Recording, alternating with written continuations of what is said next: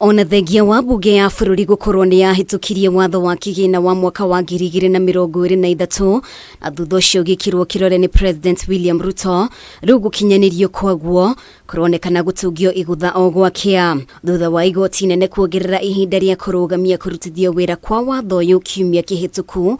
Igoti nene rĩu nĩ rĩkinyanĩirie gũthiĩ na mbere kũrũgamia. The petitioners have raised several grounds upon which they claim that the Finance Act, in respect of which conservatory orders were issued, is unconstitutional.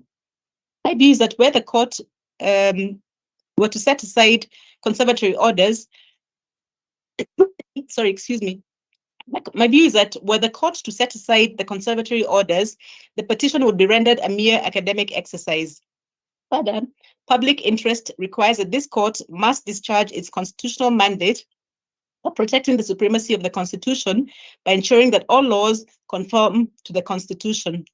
Twaini riake mucirithania wa igoti nene Mugure Thande augite cira uria utemanitio ni seneta wa Busia Okiya Omtata wa kuregana na icunjĩ imwe watho-inĩ ũyũ wina muthingi wa guciririrwo akiuga kũũteanĩria nĩ gũtunyũkithia mũingĩ kĩhoto kĩao. Second, the petitioners impugn the Finance Act on the ground that the same contains provisions that were not in the Finance Bill but were sneaked in on the floor of the House.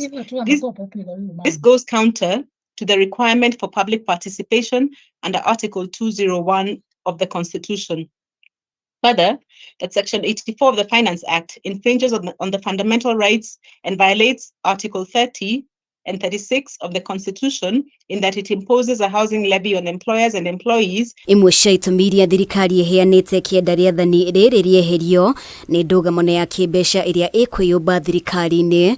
Ministry ya kigina ĩkiuga thirikari ĩrorwo nĩ makĩria ma ciringi mirioni 578 marĩhi-inĩ ma magoti kuma rĩrĩa igoti rĩarũgamirie kũrutithio wĩra kwa watho ũyũ, no kũringana na igoti ici ti itũmi njiganu. Suspension orders, the suspension conservatory orders granted have one fundamental effect, which is to disturb the revenue collection and most certainly will lead to inconsistency with the approved fiscal framework. The effect, Your Ladyship, if you look at it, of in fact forcing the government to be afoul of various constitutional provisions, including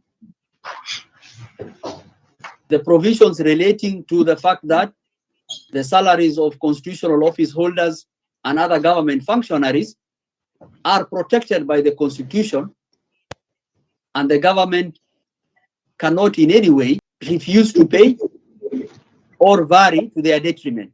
Ihinda-inĩ o rĩu Thande nĩorĩtie mũcirithania mũnene Martha Koome ombe kamĩtĩ ya acirithania atatũ arĩa megũtuithania cira ũyũ. Kuongererwo kwa igoti rĩa maguta kuma gĩcunjĩ kĩa 8 nginya 16 harĩ igana hamwe na igoti rĩa nyũmba rĩa gĩcunjĩ kĩa 1.5 harĩ igana nĩ mamwe ma magoti marĩa thirikari ĩratanya kũgathĩka kũhĩtũkĩra watho wa kigina wa mwaka wa 2023.